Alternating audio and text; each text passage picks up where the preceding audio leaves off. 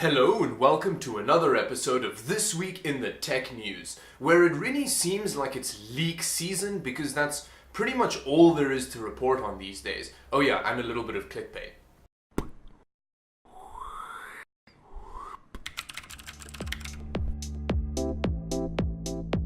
Okay, so let's get straight into the leaks. Now, earlier this week there was a leak of the supposed 2700X, which said that it was going to have a boost clock of up to 4.2 gigahertz, which is up from the 3.8 gigahertz of the 1700X. Now, this doesn't seem like a huge boost, especially considering that the max overclock of a 1700X was 4 gigahertz, normally, depending on how lucky you were with the actual CPU that you got.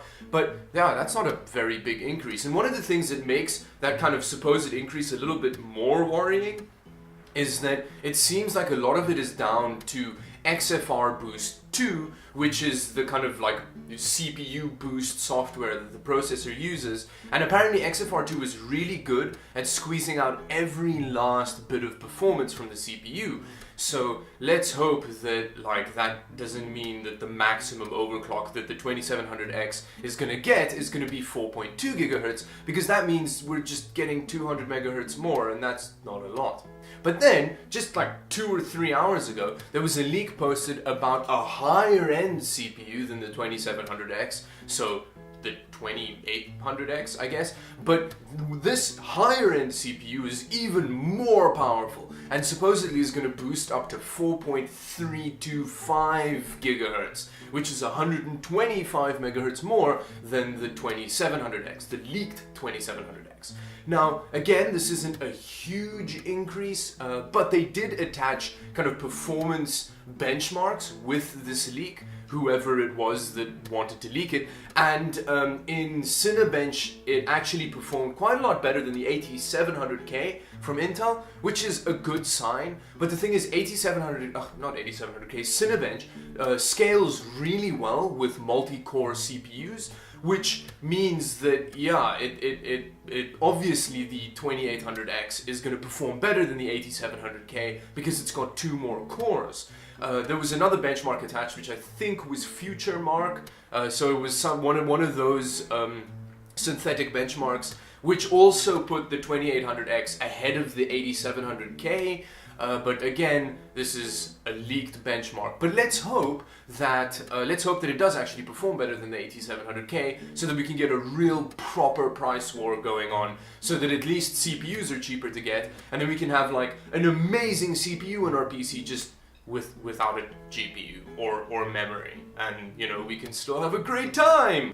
So there's been more information released about the up-and-coming GTC Nvidia event, which should be very exciting, although none of the information really directly points at there being a new gaming graphics card being released. More along the lines of every single person that has anything to do with AI ever is going to descend on GTC, and they're going to have like crazy workshops around how to best make Skynet. And I know that joke is overused, but I can't actually think of another artificial intelligence that goes haywire. Except for HAL 9000. Yes, they're going to try and develop HAL 9000 in an older sci-fi movie reference. But yes, again, the only reference to the gaming variant of a new GPU being released at GTC is from Tweaktown. And it seems as though Tweaktown is starting to become a little bit susceptible to the clickbait, because that becomes very clear in the next story.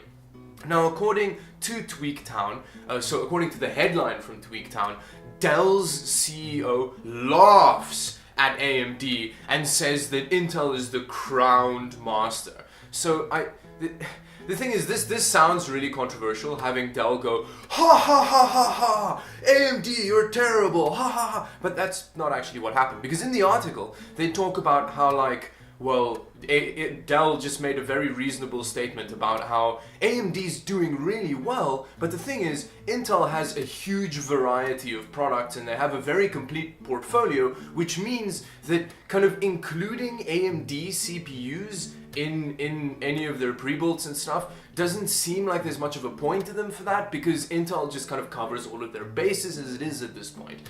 So there was no laughing, ha ha ha ha ha, ha ha ha ha, Ha ha ha ha ha ha ha ha ha ha. There was no mocking, there was no let's start a company-wide like alley battle. None of that's gonna happen. That was really disappointing. I couldn't wait for like an Anchorman style battle happening between Dell and AMD, and then like Intel watches from the side because they're like capitalizing on how amazingly powerful they are in the tech world, and then AMD has, well, because AMD is the underdog, they obviously have to beat Dell, and then they like beat Dell down, and then now, I don't know, does it mean that Dell has to use them when they've beaten them? I don't know. And then finally, Microsoft is starting to try and make the Xbox more enticing to PC gamers, I guess. This is quite a PC gamery feature, so I think they see this as the perfect time to try and steal gamers from the PC master race, because, well, it's not going very well in the PC master race. Nobody seems to want to deal with this anymore.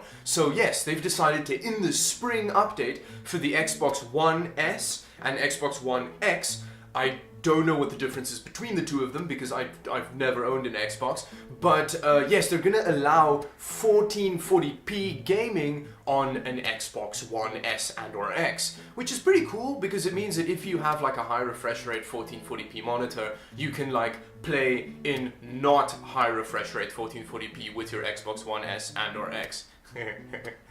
Anyway, thank you very much for watching. If you enjoyed the video, do like and subscribe to the channel for more videos like this one every single Wednesday until you want to vomit at the sight of it, but they will still keep coming. And yes, bye bye. Ha ha ha ha ha.